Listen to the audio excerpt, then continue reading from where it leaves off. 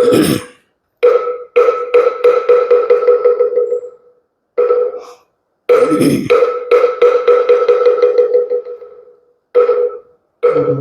앉아주시기 바랍니다.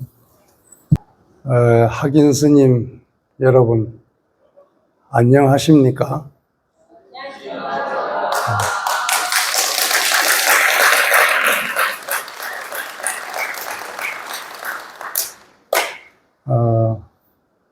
날이 너무 더워서 고생이 많죠.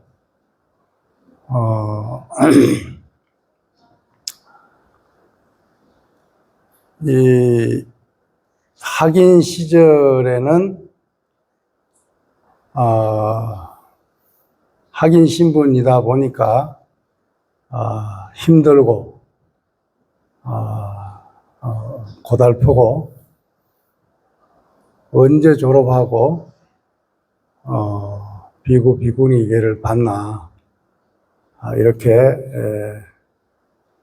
학인 시절이 빨리 지나가기를 바라는 것이 모든 사람 또 혹은 대부분의 학인 스님들의 어떤 바람이 되겠죠. 그런데 세월이 많이 지나고 난 뒤에 뒤를 돌이켜 보면은 이력 과정에서 학인 시절이 가장 있어야 또 졸기도 좋고 그러니까. 자, 졸음을 극복하기 위해서 우리 한번 소리 한번 질러 볼까요? 다 같이 따라 합니다. 일념생사, 일념수행, 일념해탈, 일념성불. 이것이 육조단경에 설해진 수행론이요, 해탈론이요, 성불론입니다. 오늘 제목이 수행자의 길이라 그랬어요. 참 수행자의 길이다. 수행이란 것이 무엇인가? 우리는 어떻게 수행해야 되겠는가?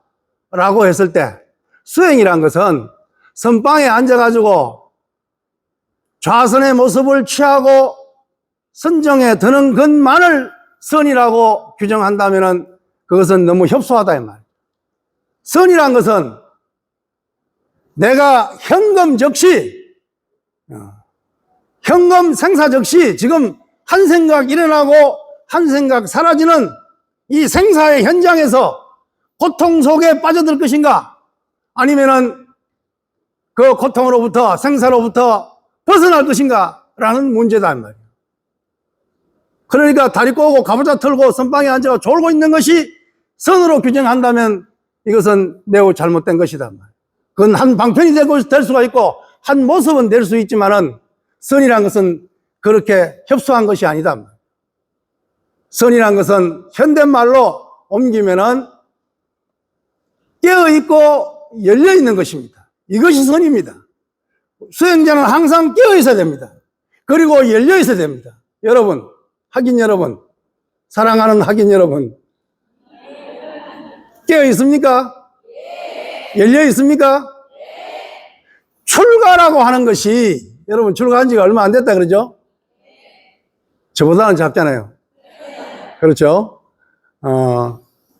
출가라고 하는 것이 집에서 절로 공간 이동하는 것이 출가가 아니란 말이야. 출가에 대한 정의가 부처님으로부터 역대 조사에 이르기까지 많은 정의가 수립되어 있습니다. 그것은 이미 여러분 강원에서 많이 배울 것입니다. 그러나 선적인 입장에서의 출가란 과연 무엇일까? 욕망으로부터 벗어나는 길이란 말이야. 욕망으로부터 벗어나는 것이 출가라고 한다면 이걸 좀 너무 어떤 평범한 말로, 보편적인 말로 하지 않고 교리적으로 불교 입각에서 말한다면 업생을 원생으로 바꾸는 것이 진정한 출가다, 이렇게 말을 할 수가 있습니다. 업생이 뭡니까? 업력으로 살아가는 삶을 업생이라 그럽니다. 원생이 뭡니까? 불보살의 원력으로 살아가는 생이 곧 원생입니다. 여러분들은 업생입니까? 원생입니까? 참말로? 왔다 갔다 하죠? 그러죠? 어떤 데는 제법 근사하게, 폼나게 원생인 것 같기도 하고, 부처가 다 된 것 같기도 한데, 어떤 데는 뭐요? 마음이 바늘구멍보다 작아져가지고, 탁 막혀가지고, 업생으로 획 돌아가 버린단 말이에요. 그것이 또한 수행자의 한 단편일 수 있습니다. 그것이 꼭 나쁜 건 아니죠. 그런 과정을 이제 단련의 과정을 겪는 거니까. 그래서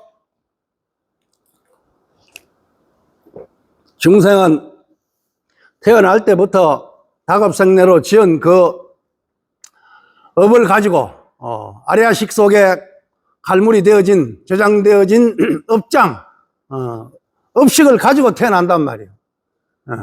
업식을 가지고 태어나기 때문에 웬만한 보통 사람들은 다 업생을 하고 있습니다. 업으로 살아갑니다. 신구이 삼업 대표적인 것이죠. 8만 4천의 업을 가지고 각자 업대로 업생을 하고 있단 말이에요. 그런데 출가라고 하는 것은 이 업으로부터 벗어나는 거란 말이에요. 업생으로부터 벗어나서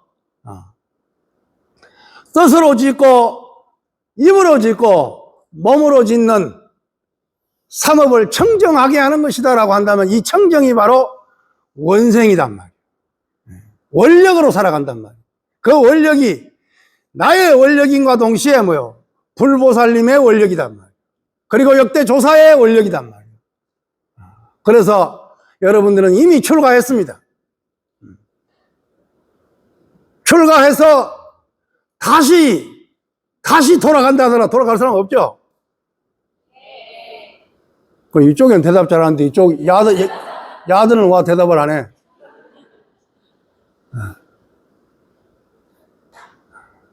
돌아가면은 불구덩이입니다. 그 불구덩이인 줄 알고 나왔는 불구덩이에 다시 들어갈 수가 있겠느냐 말이죠. 관세음보살이 대거들랑 돌아가 그냥. 관세음보살은 불구덩이 속에서 연꽃을 피우고 있으니까 화중생년이라 그런다 그죠? 화중생년이라 불꽃 속에서 연꽃을 피우고 있단 말이에요. 누가? 보살이. 결국 출가 수행자는 보살입니다. 출가 수행자가 보살이라고 한다면은 보살 수행의 52계위 가운데서 벌써 우리들은 출가와 동시에 우리는 뭐요? 업생이 원생으로 바뀌기 때문에 뭡니까? 바로 보살 초지, 환희지에 등극하게 된단 말이에요. 41지에 올라간다 그 말입니다. 52개 가운데 이미 껑충 뛰어서 41지에 올라가는 것이 우리 삼위삼인이의 모습이다 그 말이에요. 그러니 천상천하에 이보다 더 위대한 모습이 천상천하에 이보다 더 수성한 인간의 모습이 어디 있느냐 말이에요. 거기다 부처님께서는 대성경전을 통해서 뭐라고 말하고 있느냐? 뭐라고 인류 역사상 가장 위대한 복음이 뭐냐? 중생이 본래 부처란 것입니다. 이것은 어느 종교, 어느 철학에서도 이야기하지 않습니다. 그러나 대성불교는 분명히 말하고 있습니다. 모든 중생이 본래 부처, 본래 성불이라고. 이보다 더 위대한 법음이 어디 있고, 이보다 더 위대한 원음이 어디 있고, 이보다 더 위대한 복음이 어디 있느냐 말이에요. 없잖아요. 이 도리를 깨닫고 이 도리를 수행하기 위해서 우리는 부모 형제를 떠나왔다. 그래서 출가 수행자를 우리는 천인사라고 합니다. 물론 부처님을 부르는 하나의 명호이기도 하지만은 조사어록에 보면은 출가 수행자는 마땅히 천인사의 지위에 있다 이렇게 말합니다. 사람들의 스승은 말할 것도 없고 하늘의 스승이다 그 말이에요. 천인사다. 인천의 스승이다 그 말이에요. 저 서울 옆에 있는 인천에 가 스승이라는 뜻이 아니라 사람과 하늘의 스승이단 말이에요. 여러분들은 이미 그 지위에 들어왔다 이 말이에요. 그런데 내 상자도 안타깝게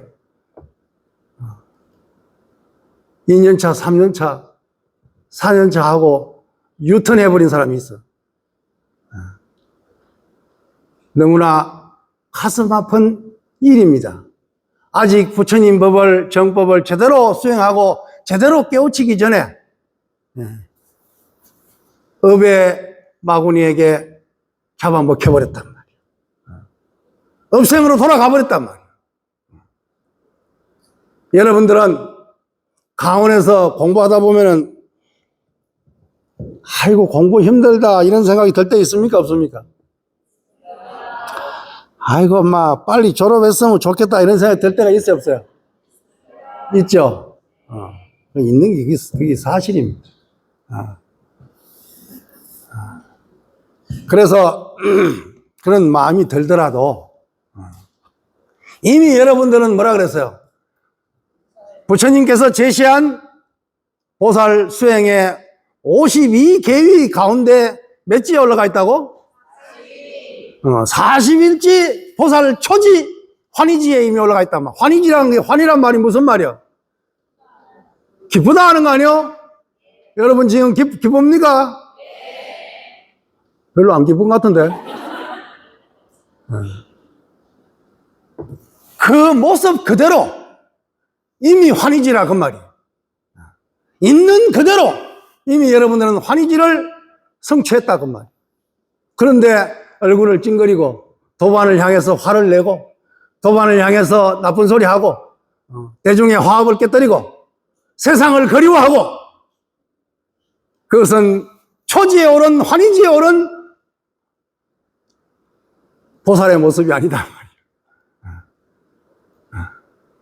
그러니 얼마나 여러분들의 모습이, 여러분들의 지위가, 수행적인 지위가, 인간이 본래 계급이 없고 지위가 없지만 그러나 수행의 계위에서 본다면 이미 여러분들은 뭐예요?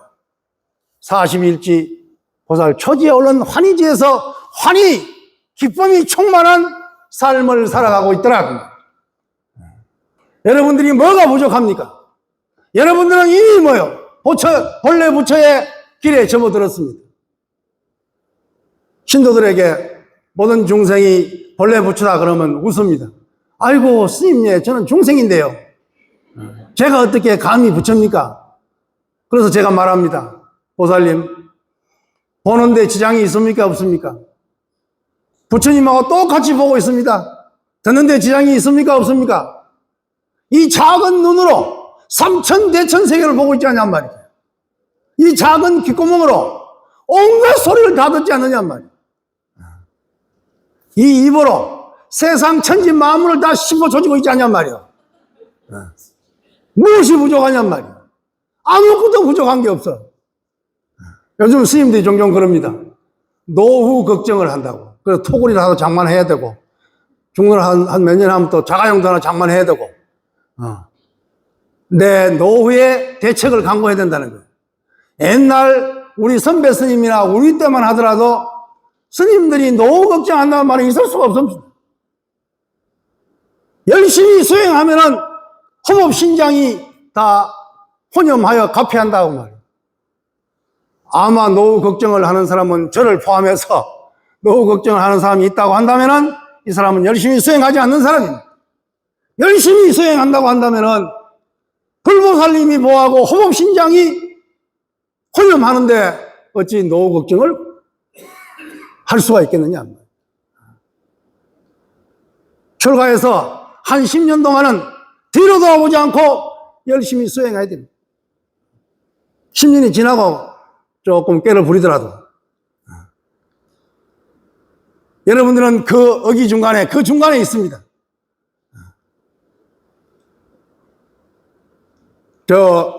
각자 강원에서 열심히 공부하고 있으면 참 좋은데 뭐 마곡사 한국문화연수원까지 불러다가 날도 더운데 이게 뭔 짓이냐라고 생각할 수가 있지만 여러분들은 선택받은 사람들입니다.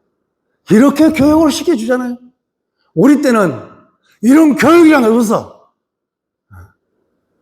우리가 종사인데, 우리 때로 되면 이제 대종사, 종사 이 정도인데, 대종사 될 때까지 한 번도 종단에서 와서 교육받으라 한 적이 없었어. 돌아보면 너무나 슬프단 말이야. 이렇게 자상하게 교육을 시켜주고, 교육을 받으러 오라 그러고, 이 시원한, 에어컨이죠. 이 시원한 데서, 이런 교육을 받고 있는 거지. 어찌 천상인들 이보다 더 수성한 도량이 있겠느냐 그 말. 하늘 사람들은 너무 즐거워가지고 수행을 못합니다. 즐거움에 빠져가지고. 인간만이 즐거움 반, 괴로움 반 적당해서 수행할 수 있기 때문에 부처님도 하늘엔 탄생하시지 않고 룬민이 꽃동산으로 내려오신 거란 말이에요. 사바세계로 오신 거란 말이에요. 백천만금 난조란 말을 하루에도 몇 번씩 하죠? 백천만금에 만나기 어려운 이 법을, 이 부처님의 법을, 이 법도 말이에요. 그냥 보통 법이 아니요. 최상승법을, 대성의 정법을 금생에 만났단 말이요.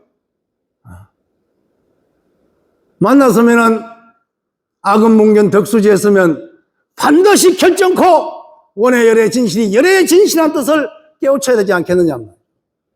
그걸 하려고 여러분들이 출가했지 않냔 말이에요. 총무원장 하려고 출가했습니까?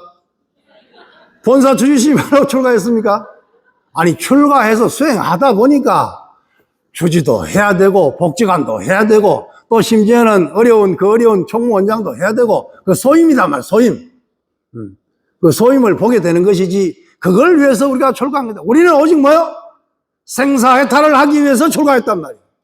여러분들은 도도히 전개되고 있는 것이 무엇이냐? 바로 수행이요 깨달음입니다. 수행과 깨달음이 바탕이 된다면 주지도 잘 살 수 있고 원장도 잘 할 수 있고 복지도 잘 할 수 있고 포교도 잘 할 수 있고 선방의 좌승도 잘 할 수 있고 세상에 무엇을 두려워할 것이 있겠느냐 말이에요. 이렇게 강원에서나 교육기관에서나 또 종문 교육부에서 이렇게 일깨워주는 이러한 가운데서 우리에게 보살 초제에 이르렀으니까 이미 뭐요? 기쁜 것은 이미 기본이란 말이에요. 내가 기쁜 것에 머물지 않고 거기에 거치지 않고 더 나아가서 부처님 감사합니다. 보살님 감사합니다. 스승님 감사합니다. 보는 사람마다 도반 감사합니다. 이웃 보고 이웃 감사합니다. 일체 중생을 향해서 감사합니다. 내가 오늘 이렇게 오롯이 생사해탈을 위해서 수행을 하고자 하는 것은 일체 모든 중생이 본래 부처이기 때문에 본래 부처의 고향으로 돌아가게 합니다. 이것이 수행이요 교화단 말이에요. 그래서 대성불교에서는 두 가지 명제를 불교의 가장 중요한 두 수레바퀴 지혜와 자비를 이야기합니다. 그것을 합해가지고 비지쌍운이라고 합니다. 한번 따라 해볼까요? 비지쌍운. 이 뒤에 천장이 들썩들썩 해야 되는데 다시 비지쌍운. 그렇습니다. 왜 그러면 지혜와 자비 이렇게 말하는데 왜 그 순서를 바꿔가지고 비지상운이라고 하냐? 비, 자비, 지혜. 대성불교에서는 지혜와 자비를 이야기하고 있지만 특히나 자비가 앞섭니다. 여러분들도 생활의 명제에 있어가지고 지혜를 닦는 수행이 중요합니다. 그러나 일체 중생에게 회양하는 중생회양하는 자비의 실천이 지혜보다 오히려 뭐 두 바퀴가 같이 돌아가야 되겠지만 쌍운이라는 것은 같이 운행된다 그 말이죠. 같이 운행되지만 그러나 그 가운데서도 말의 순서에 보면 비가 앞에 온단 말이에요. 내가 좀 힘들더라도, 내가 좀 어렵더라도 보통 이렇게 말합니다. 내 수행도 부족한데, 내가 지금 학인인데 수행에 갈 길이 너무나 먼데 내가 어떻게 중생을 교화하느냐, 이렇게 말을 하지만 물론 선문에서도 그렇게 말을 하는 경우가 있습니다. 그러나 대성경전의 마루의 최후의 경전인 열반경에서는 나보다 남을 먼저 깨우치게 하라, 나보다 남을 먼저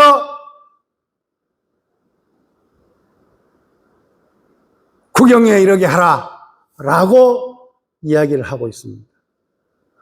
내가 완전하지는 못한다 하더라도, 완전한 배움에 있지 않다 하더라도 어떻게 해야 되느냐, 내가 배운 만큼, 내가 아는 만큼 친절로서 자비로서 나아가야 된단 말이에요.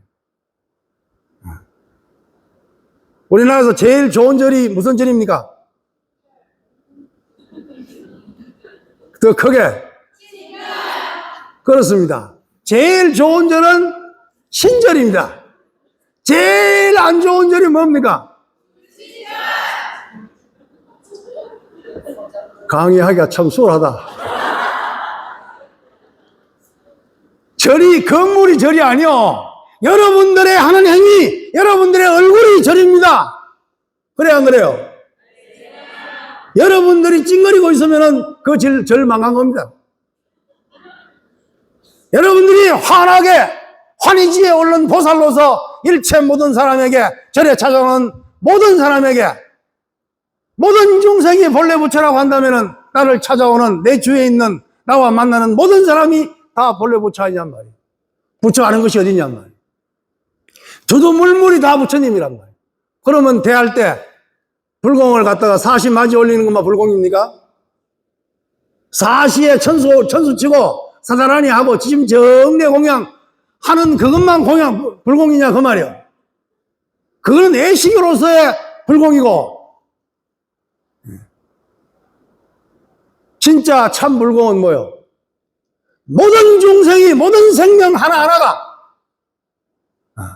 다 부처님이라고 한다면 그 부처님에게 친절하게, 간절하게 받들어 모신다고 한다면 이것이 살아있는 불공이 아니겠느냐. 이렇게 불공을 해야 된단 말이에요. 사시마지는 잘 올리는데, 사시마지 올리면서 힘 다 빠져 나와가지고 찡거리고 있다고 한다면 이것은 참된 불공일 수가 없단 말이에요. 그렇잖아요. 진짜 불공이 뭐냐 말이에요. 여러분들이 절이란 것을 하나의 형상으로 생각해서 안 됩니다. 절이란 것은 여러 가지 학설이 있지만 그 중에 하나가 저절로란 뜻입니다. 저절로. 절에 오면 모든 게 저절로 된다 그 말이에요. 수행도 저절로, 깨달음도 저절로, 소원 성취도 저절로, 중생이 뭐요? 부처가 되는 것도 저절로, 업생에서 원생으로 가는 것도 저절로. 그래서 하택신의 선사는 불성마저도 열반경의 말씀을 빌려와서 자연불성이다 이렇게 말을 합니다. 다 같이 자연불성. 부처의 성품마저도 자연이라 그 말이야. 자연이라는 것은 저 그린벨트란 말이 아니요. 네이처를 하는 저 그린벨트 프로다는 뜻이 아니요. 스스로 자 그러할 연, 스스로 그러합니다. 이게 자연이란 말이야. 스님이 이미 출가하면은 40일지에 올라가는 것이 자연이고, 40일지에 올라간 삼위삼인이 보살은 뭐요? 환희지로서 내 내부의 마음이 기쁨으로 충만할 뿐만 아니라 이 기쁨의 향기를 모든 중생에게 향기로서 풍긴다고 한다면은 이것이야말로 진정한 수행자의 향기란 말이에요. 비지상훈이라, 자비와 지혜를 함께 운영한다. 그러나 비란 말이 앞에 나오니, 먼저 나오니 열반경의 말씀처럼 정말 자비로서 일체 중생을 섭수하는 그렇게 친절로서 불교 중광하기 참 쉽습니다. 대한불교 조계종 모든 한국 불교의 모든 스님과 신도가 친절해버리면 끝납니다. 저 이웃 종교인 기독교에서는 길거리에 나와서 전도를 합니다. 여러분들 전에 주의 스님이나 강사 스님이 바깥에 나가가지고 전단지 돌리라고 하진 않았죠? 그렇죠? 우리 절에 오라고 불교 믿으라고 그렇게 나가서 저 서울역에서 떠들으라고 그렇게 가르치진 않았잖아요. 그 사람들은 그 땡빛에서 고함을 질러가면서 예수를 믿으면 천당이요, 불신이면 지옥이라고 이야기를 하고 있습니다. 당치도 않는 소리지만 그러나 그 열심히 하는 모습은 장합니다.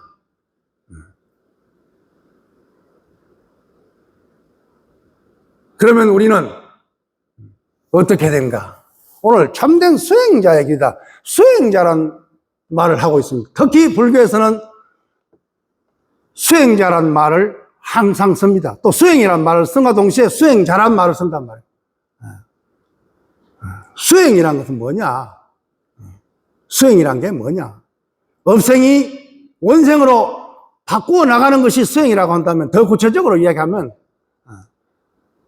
행을 닦는 것이 수행입니다. 행을 닦는 것이 여러분의 삶 그 자체, 그 실천 수행을 닦는 거다. 그 닦는다는 의미가 뭐냐? 닦는다는 의미가 뭐냐? 닦을 수로 표현하는데, 이 닦을 수자의 본래 원뜻은 뭐냐면, 수리한다는 뜻입니다. 수리. 없는 걸 만든다는 뜻이 아니고, 있는 걸 수리한다는 뜻입니다. 수행했을 때 그 숫자가. 그럼 의미가 뭐예요? 본래 있는 불성을 수리해서 끄집어낸다, 이 말입니다. 없는 불성을 만든다는 뜻이 아닙니다. 그래서 대승불교에서는 본래 부처란 말을 쓰는 것입니다. 그리고 기실론에서는 본각을 이야기하고 불각을 이야기하고 시각을 이야기하는 것입니다.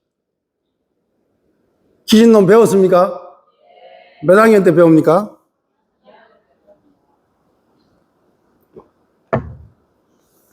본각이란 본래 모든 종생이 다 본래 깨달음을 가지고 있다 그 말. 본래 깨달아 있다 그 말이.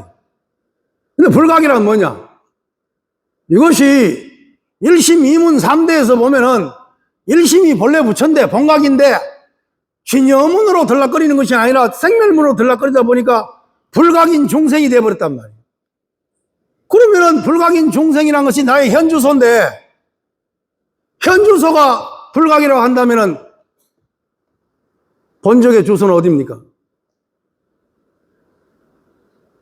우리 중생의 현주소가 불각이라고 한다면 우리의 본적이, 본래 고향이 어디입니까? 다 이야기를 했는데 뭘. 중생은 불각이란 것은 뭐요? 아니 불자, 깨닫지 못했다 그 말 아니요? 깨닫지 못한 중생이라 그 말이에요. 일심이문의 도리를 깨우치 못해가지고 중생이 돼버렸다 그 말이에요. 그러면은 불각이 나의 주소란 말이에요. 지금 중생이다 그 말이에요. 그러면은 본래 부처의 입장에서 본다면 우리의 고향은 어디입니까? 본각이단 말이야. 본각. 그래서 불각이 본각으로 돌아가기 위해서 수행이 필요하다 그 말이죠. 수행이 필요한데 그 수행은 없는 본각을 만드는 수행이 아니고 뭐요? 본래 부처, 본래 있는 깨달음, 본각을 수리해서 드러낸다 그 말이에요. 그 수리해서 드러내면은 거기에서 드러나는 부처님을 비로소 시자를 써서 시각이라 그런단 말이에요. 그런데 가나선의 종장 대선사는 깨달음이 무엇이냐라고 정의하면서 이렇게 말하고 있단 말이에요. 시각이 본각과 일치하는 것이 진정한 깨달음이라 그랬단 말이에요. 우리가 지금 중생이잖아요. 그래 안 그래요? 중생인데 그러나 중생이지만은 나는 지금 깡통 찬 거지인데 우리 아버지는 뭐라고? 백만장자란 말이요. 억만장자. 옛날 말로 하면은 만석군이라. 부산 6.25 사변 때 부산 피난 시절에 아버지 손을 놔버려가지고 아버지를 잃어버려가지고 영도 다리 밑에서 깡통을 차고 있단 말이에요. 그래서 거지 생활을 하고 있는데 어느 날 어떤 사람이 와가지고 야야 네가 거지가 본래 거지가 아니고 너가 아버지가 백만장자다. 만석군이다. 라는 소리를 일러줬단 말이야. 그러니까 너가 아버지가 백만장자, 니도 백만장자다. 아니, 그럴 수가 있습니까? 저는 거지입니다. 아니야, 그렇지 않아. 너는 백만장자야. 너는 본래 부처야. 나는 중생인데, 아니야, 너는 본래 부처야. 그래서 법화경에서 상불경보살은 어떻게 합니까?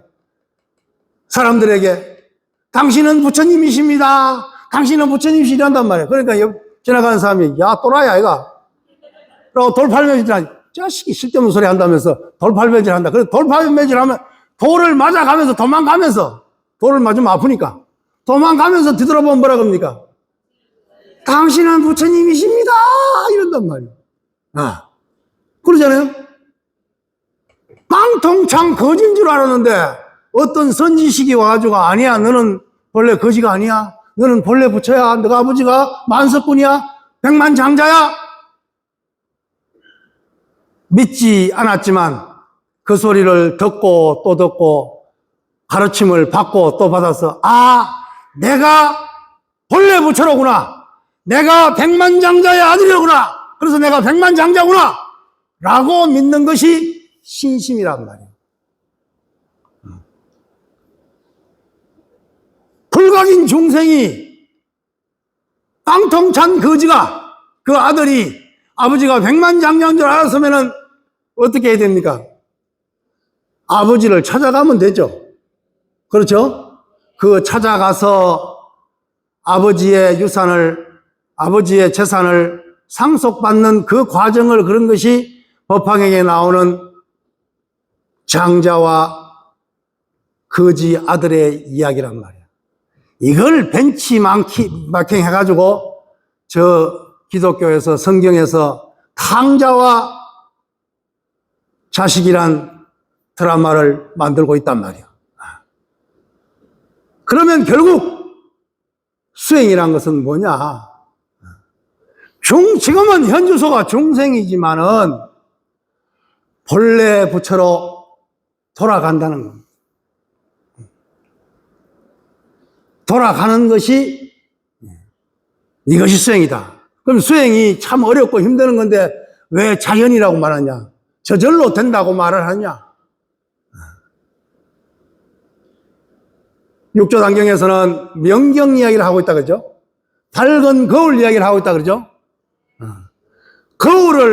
밝은 거울을 만드는 것이 아니라 밝은 거울이 본래 있는데 거기에 먼지가 좀 앉아있다 그 말이에요. 그러면 먼지만 걷어내버리면 그대로 밝은 거울이란 말이에요. 우리가 하는 수행이 밝은 거울을 만드는 수행이 아니고 이미 만들어져 있는 밝은 거울, 그 밝은 거울의 체성을 드러내는 거란 말이에요.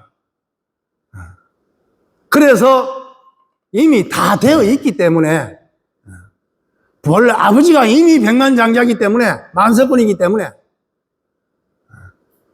이 내용을 벤치마킹 해가지고 성서에서 그렇게 표현하고 있지 않냐 말이에요. 그래서 우리 이웃 종교 기독교에서도 늘 기도할 때 아버지 하는 이유가 거기에 있단 말이에요. 막 울고 그러잖아요. 통성 기도할 때는. 그죠? 아버지 하나님.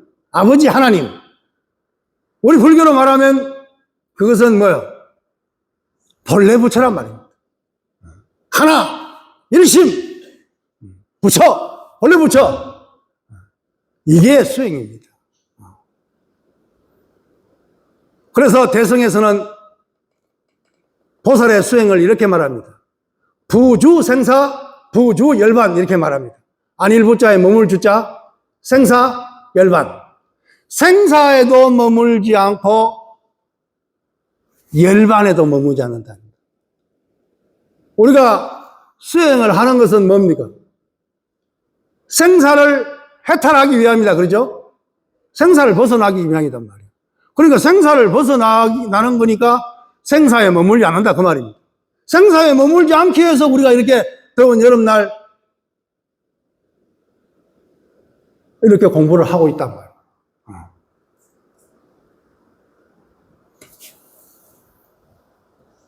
그걸 반야부 경전에서는 부주생사, 생사에도 머물지 않단 말이에요. 대성보살은 생사에도 머물지 않는다. 생사를 벗어나서 생사에 머물지 않고 생사를 해탈한 것을 우리는 열반이라고 말합니다. 이미 열반을 성취했단 말이에요. 열반을 성취했음에도 불구하고 열반에조차도 머물지 않는다. 부주 열반이란 말이에요. 내가 깨달음을 성취했지만, 내가 수행을 많이 했지만 수행의 경지에, 깨달음의 경지에 머물지 않고 그것 열반마저도 버리고 다시 중생의 땅으로 돌아오는, 생사의 땅으로 돌아와서 내 부모와 내 형제와 내 이웃이, 나의 친구와 나의 도반이, 세계 시민이, 인류가, 중생이 아직 생사 가운데 있기 때문에 내가 시각을 성취해서 본각에 합치했다 하더라도, 깨달음을 성취했다 하더라도 열반에 머물지 않고 다시 사바의 중생 생사의 땅으로 돌아오는 부주 열반. 한번 따라해 봅시다. 부주 생사. 부주 열반. 여러분들의 수행의 좌표가 바로 부주 생사요, 부주 열반입니다. 생사에도 머물지 않고 열반마저도 머물지 않아요. 보통 우리가 대성소성이란 말을 그렇게 소성이란 말을 잘 쓸 필요가 없고 또 써서도 안 되겠지만, 대성에서 굳이 소성이란 말을 쓰는 것은 자기가 열반을 성취하고 그 열반 성취를 만끽하고 있는 그 수행자들을 향해 가지고 너는 너만을 위한 수행자라고 말하면서 소성이라고 폄하하고 있단 말이에요. 그러면서 대성에서는 열반마저도 헌신짝처럼 버리고 다시 생사의 땅으로 돌아와서 일체 중생이 함께 깨달음의 길로 나아가는 향상일로의 길을 걸어가고 있단 말이에요. 이것이 수행자란 말이에요. 여러분들이 수행자요, 우리 모두가 수행자라고 한다면 수행이란 개념이 바로 이러한 개념이며, 동시에 뭐예요? 일체 중생을 향해서 회항해 나가는 그 열반의 경지, 깨달음의 경지마저 회항해 나가는, 그리고 심지어 조사선 불교에서는 수오일례라 그럽니다. 수행과 오, 깨달음이 하나라고 말합니다.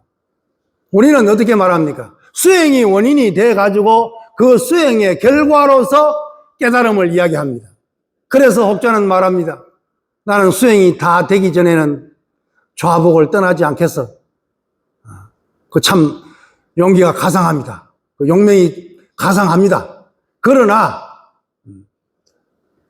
대성의 보살은 부주생사요, 부주열반이라고 한과 동시에 조사선에서는 수오일례다. 수행의 원인이 여기 있고 깨달음의 결과가 저기 있다라고 생각한단 말이에요. 이렇게 생각해버리면 어떤 현상이 있느냐면, 수행이 잘 될 때는 문제가 안 되는데 수행이 못 되면 어떻게 되겠어요? 수행이 잘 안 될 때는 깨달음하고는 아예 아무 인연이 없는 낙오자가 되어버린다. 그래서 대성불교를 때문에 조사선에서는 수오일례를 말합니다. 본래 성불이라는 입장에서 봤을 때 내가 본래 성불인데 본래 부처인데 지금 중생이란 말이에요.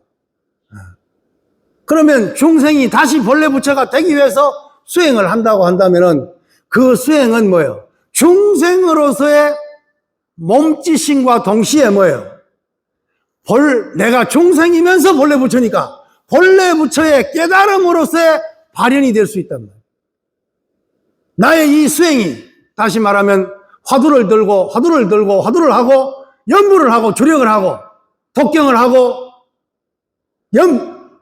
연불 모든 수행이 다 수행인과 동시에 깨달음이란 말이에요. 내가 이 수행을 통해서 깨달음을 얻어야 되기 때문에 이 수행이 고행이 되어버린단 말이에요. 수행은 수행인과 동시에 깨달음이다, 그 말이에요. 수행은 힘들지만, 고통이지만 깨달음으로서 즐거움이다, 그 말이에요. 이 도리를 모르니까 강원에서 수업하는 것이 괴롭습니다. 나는 언제 졸업하나? 나는 언제 여기서 벗어나는 거야? 지금 여기가, 내가 있는 여기, 지금 여기가 수행인과 동시에 깨달음이다, 그 말이야. 그런데 지금 여기가 수행으로만 국한되어 버리면 뭐예요? 수행마저도 괴롭단 말이야.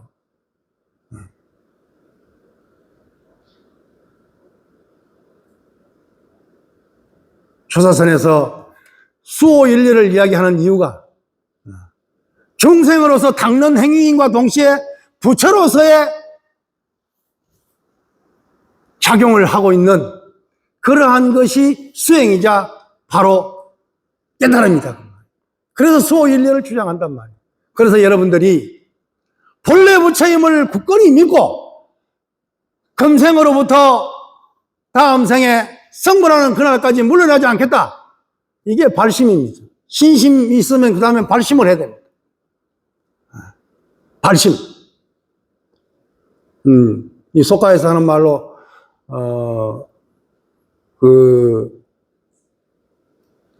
작심이란 말을 한다, 그죠? 작심은 보통 며칠간 합니까?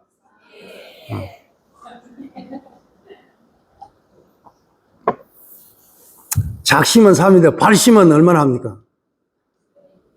3개월입니까? 3년입니까? 한 3년 갑니까? 매년 똑같습니까? 발심도 3일입니까? 아니, 공부해서 대학을 가고 취직을 해야 되는 사람이 작심 3일이면 안 되니까 그 작심 3일밖에 안 가는 사람 그걸 치유하는 비법이 뭐예요? 그렇죠. 3일마다 작심하면 되지. 그렇잖아요? 3일마다 작심하면 되지. 그러면 우리 발심 또한 마찬가지입니다. 화두 수행을 하고 어떤 참선 수행을 하고 연불 수행을 하더라도 참선 수행이, 연불 수행이, 기타의 수행이 쉽게 이루어지지는 않을 것입니다. 그때 역대 모든 조사가 말하기를 수행이 안 된다고 말하지 말고 발심이 되었느냐 안 되었느냐를 점검하라 그럽니다. 수행자의 기본 덕목은 2가지입니다. 신심, 원력, 여러 가지, 발심 여러 가지 이야기하고 있지만은 2가지를 꼽으라 그러면은 정견과 발심입니다. 정견. 부처님과 역대 조사가 많은 법문을, 설법을 통해서 우리에게 일러주는 핵심의 가르침이 뭐냐 말이에요. 이게 여기에 달통하는 것이, 정확하게 꿰뚫는 것이 바로 정견입니다. 그러면 여러분은 강원에서 해야 될 일이 정견을 세우는 일입니다. 이미 신심이 있어 출가를 했으니까 정견을 세워야 된단 말이에요.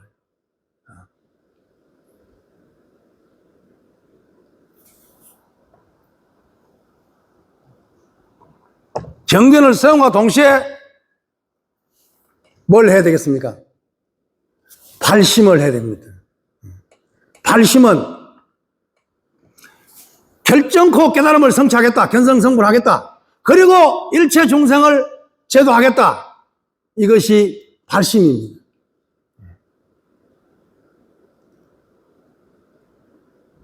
만공스님 어록에 보면 이런 말이 나옵니다. 발심이 뭐냐? 이래놓고 풀어서 이야기하기를 금생에 여러분들 앞으로 이제 죽을 때까지 몇 년 더 남았습니까? 뭐 젊은 사람들은 확률적으로 좀 많이 남았고, 나이가 좀 있는 사람은 뭐 내일 갈지 모레 갈지 30년 후에 갈지 40년 갈지 잘 모르지만은 만공스님 말을 빌려오면은 금생에 내가 할 일은 이 공부밖에 없다. 화두면 화두, 연불이면 연불, 주력이면 주력, 경전이면 경전, 계율이면 계율. 내가 할 것은 생사를 해탈하는 이 길밖에 없다. 이게 첫 번째입니다. 여러분, 이게 썼습니까? 졸업한 날만 기다립니까?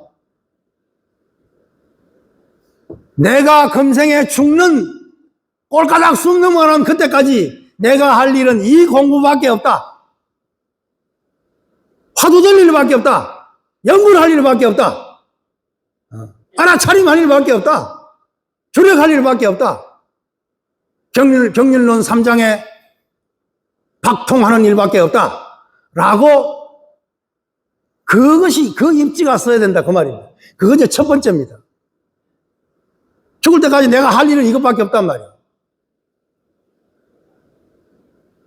근데 거기에 이제 잡념이 끼 들어온다 그러죠.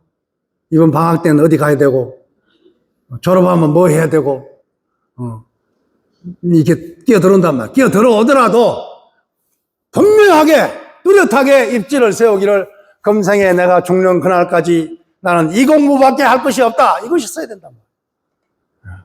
두 번째, 다음 생에 내가 다시 오더라도 이 공부밖에 할 게 없다.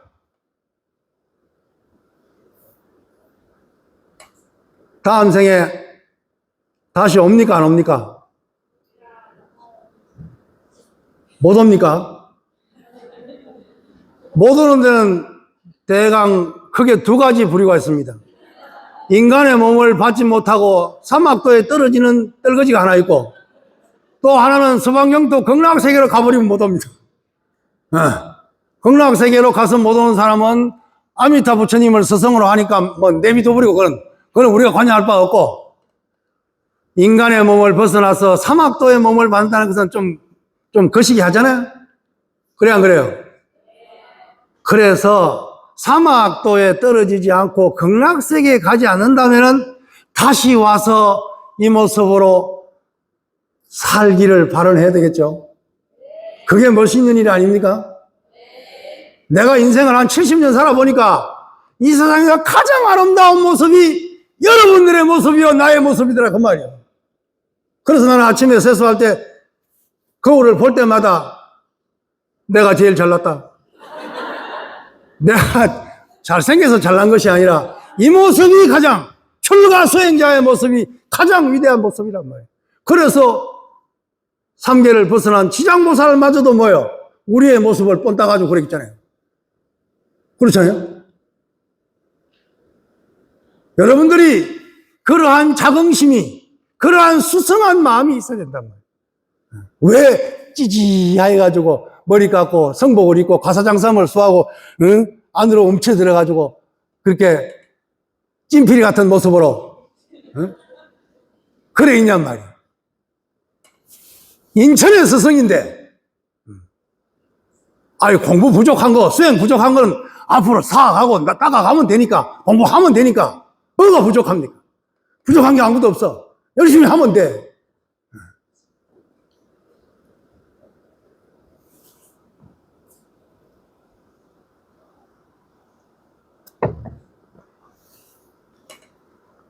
그래서 대성보살의 원력에 의해서 내가 지금 이렇게 살아간다고 했을 때 결국 뭐예요? 금생에 이 공부밖에 할 것이 없고, 다음 생에 이 모습으로 돌아와서, 이 거룩한 모습으로 돌아와서 다시 이 공부를 할 것이고, 내가 성불하고 일체 중생이 모두 성불하는 그날까지 나는 이 공부밖에 할 것이 없다 라고 그렇게 작심하는 것이, 그게 올곧은 발심이라고 만공선사 어록에 나와 있다. 어떻습니까, 여러분? 할 일 많죠? 해야 될 일 많지?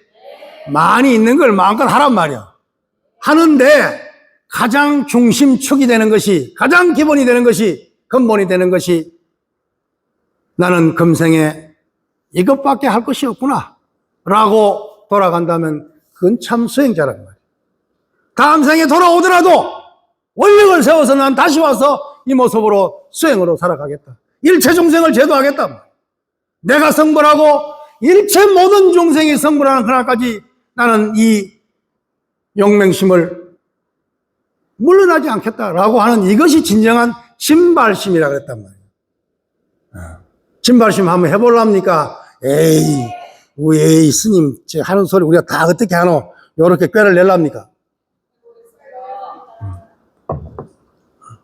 여러분들이 아직 물 속에 있어가지고 물맛을 잘 몰라. 물 속에 있는 고기가, 물 속에 있는 고기는 물을 모릅니다. 능언경에 보면 일수사견이란 말이 나오는데, 일수사견, 하나의 물을 보고 네 가지 견해가 다르다 그 말이에요. 우리는 물을 보면은 뭘로 봅니까? 물을 보면 우리는 뭘로 보느냐고? 그렇지. 물을 물로 보지, 뭘로 봐. 물을 물로 보는 것이 인간이란 말이에요. 저 하늘 사람들은, 천상의 사람들은 물을 뭘로 봅니까? 보석으로 본, 보석. 반짝반짝 빛나는 보석으로 본단 말이에요. 물고기는 물을 뭐로 보겠어요? 자기 집이라고 생각하는 거예요. 물을 자기 집이라고 생각하는 거예요. 저 아귀 귀신은, 아귀 귀신은 뭘로 보겠어요? 피고름으로 보는 거예요. 이걸 능언경에 나오는 일수사견이란, 그냥 저 천상, 아귀, 물까지 갈 것 없이 사람마다 다 견해가 다르단 말이에요. 견해가 다르기 때문에 부처님의 견해로, 불지견해로 합의를 하기 위해서 우리는 수행을 하고 있는 거 아니냐.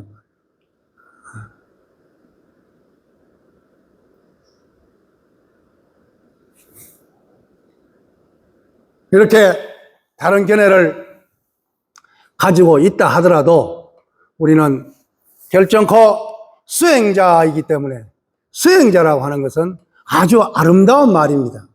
혹시 스님들 중에서도 가끔 이런 말을 하는 말을 봐요. 서양 종교가 보편화되어 있기 때문에 우리 성직자들은 이런 말을 하면, 스님이 은연중에 그게 나쁘다는 뜻이 아니고 은연중에 그렇게 말하는 수가 있어요. 우리 성직자들이 이렇게 말을 합니다. 그러나 우리 스님들 입장에서는 그 성직자란 말이 맞지 않습니다. 성직자라고 할 때 성스러운 직업, 성스러운 그 직업이 뭐냐? 하나님을 대신하는 사제란 뜻입니다.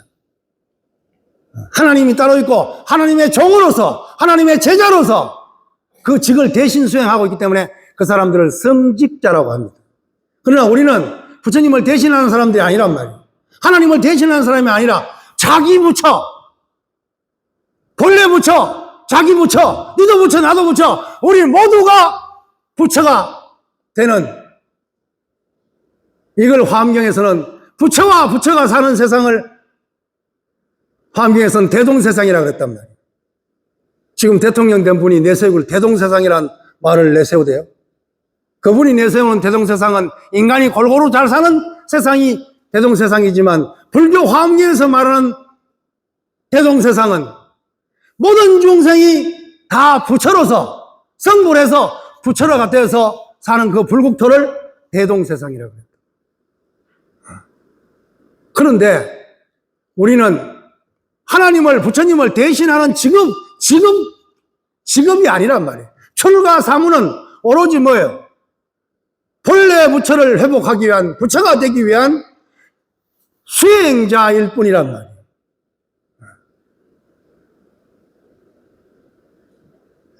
그래서 이런 앞으로 이제 은연중에 이제 잘 어느 선택을 갖다가 우리 성직자들이 이런 말은 스님들은 할 소리는 아니다.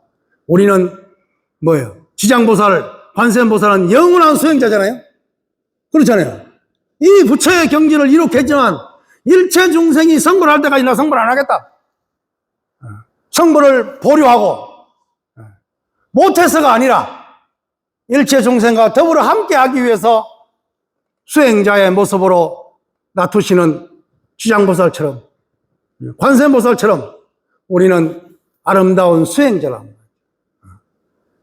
이 수행자가 대성의 정신에 의해서 최상성의 선의 가르침에 의해서 이야기한다면은 수행과 깨달음이 일치하는 수호일리의 경지에서 수행을 한다면은 결국 나의 살아가는 이 삶과 수행이 둘일 수가 없단 말이에요. 강원에서 공부할 때, 선방에서 참선할 때, 법당에서 주력할 때, 기도할 때만 수행하는 것이 아니라 육조 해능 스님이 분명하게 수행은 일념 수행이라고 말했다고 한다면 그 일념 수행은 뭐요? 하루에 5만 생 5만 번 하고 있는 이 한 생각 일어났다가 사라지는 5만 생사의 현장에서 수행이 이루어져야 된다 그 말이에요. 그러면 선방이, 법당이, 강당이 내가 있는 안이비설신이 색성양미촉법 색수상행식 온의 삶이 전개되고 있는 이 삶의 현장을 떠나서 강당이 어디 있고 선방이 어디 있고 법당이 어디 있고 연불당이 어디 따로 있겠느냐 말이에요. 어떤 사람에게 달마대사에게 와서 묻습니다. 달마대사에게 와서 스님 선방이 무엇입니까? 선방이 어디입니까? 선방이 도대체 뭡니까? 라고 물으니까 달마대사가 말하기를 온 굴택이 선방이다 이렇게 말합니다. 온이라는 것은 색수상행식 몸과 마음이잖아요. 몸과 마음이 온이란 말이에요. 굴택이란 말은 짐이란 말이니까 토굴, 굴택 똑같은 말이에요.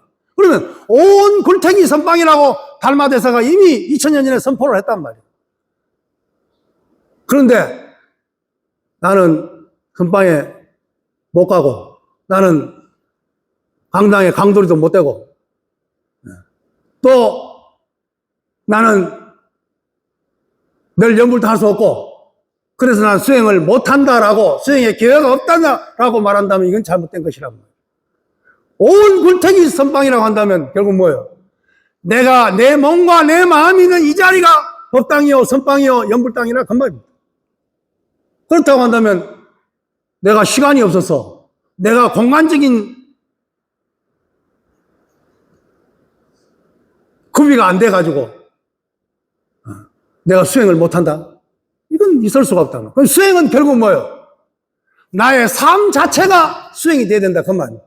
더 구체적으로 말하면 한 생각이 일어나고 한 생각이 일어나고 한 생각이 사라질 때 한 생각에 미혹하면 중생이요 한 생각에 깨달으면 부처라고 분명하게 말하고 있다.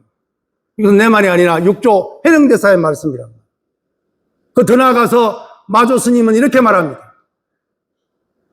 모든 수행은 생각으로부터 한 생각으로부터 이루어진다.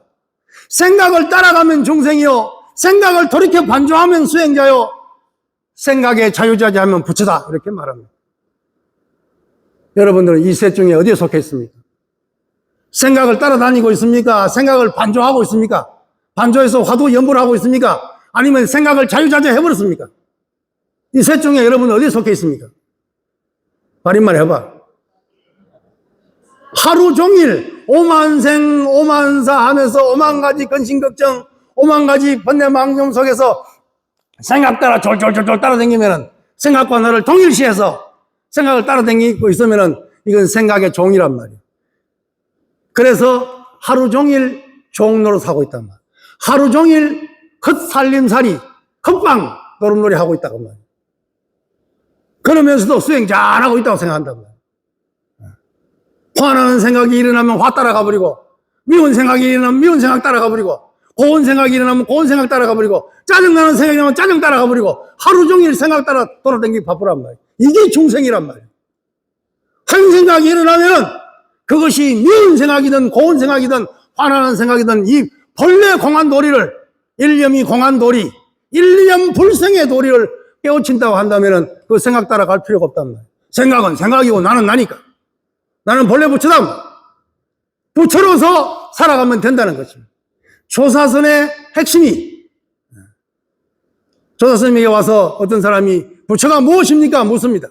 무엇이 부처입니까? 물으니까 스님께서 이렇게 말합니다. 내가 이거 잘 안 된다. 내가 늙어서 그런가? 이게 잘 안 된다. 무엇이 부처입니까? 라고 물으니까 그 큰 스님이 이렇게 말합니다. 내가 말해줄 수는 있는데 말해줘도 안 믿을 낀데 이 큰 스님 말씀을 제가 어찌 안 믿겠습니까? 그럼 다시 물어라. 무엇이 부처입니까? 이때 조사스님이 일러주기를 딱 두 글자로 말합니다. 바로 두 마디. 바로 너 이렇게 말합니다. 바로 너. 지금 묻고 있는 바로 너가 부처다. 이렇게 말. 부처를 물었는데 대답은 바로 너입니다. 다 같이 바로 너. 뭐 유행가 가사 같다 그제?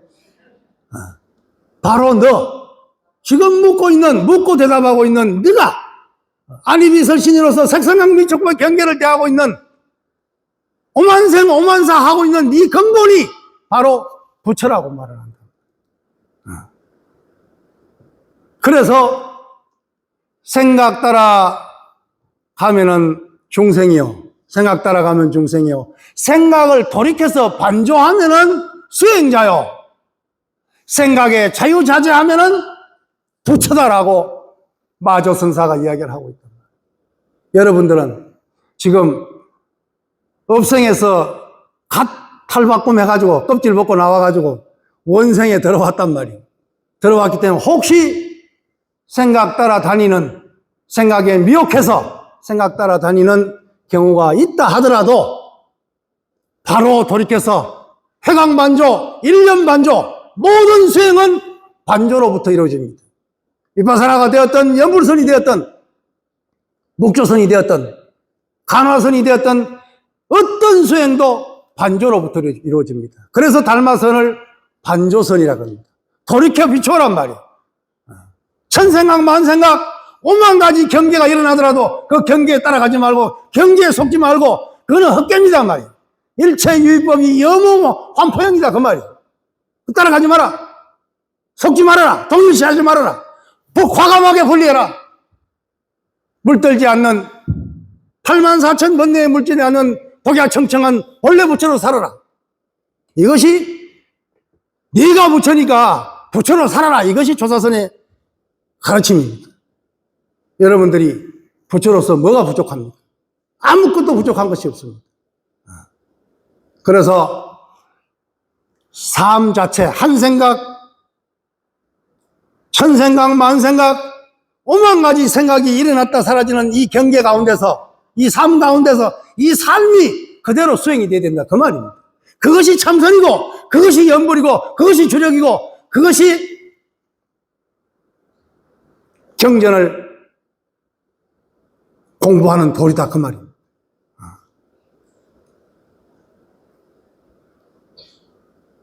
그래서 제가 말을 하기를 수행처에서 수행만 따로 있는 게 아니다. 수행처가 따로 있어 수행하는 게 아니다. 삶이 수행이다. 그 말이에요. 생활이 참선이다. 제가 이렇게 슬로건을 한번 내봤어요. 한번 우리 해볼까요? 삶이 수행이요. 생활이 참선이다.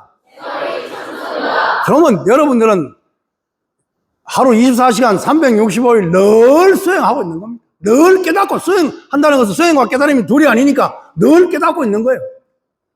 본래 부처로서 살아가고 있는 거예요.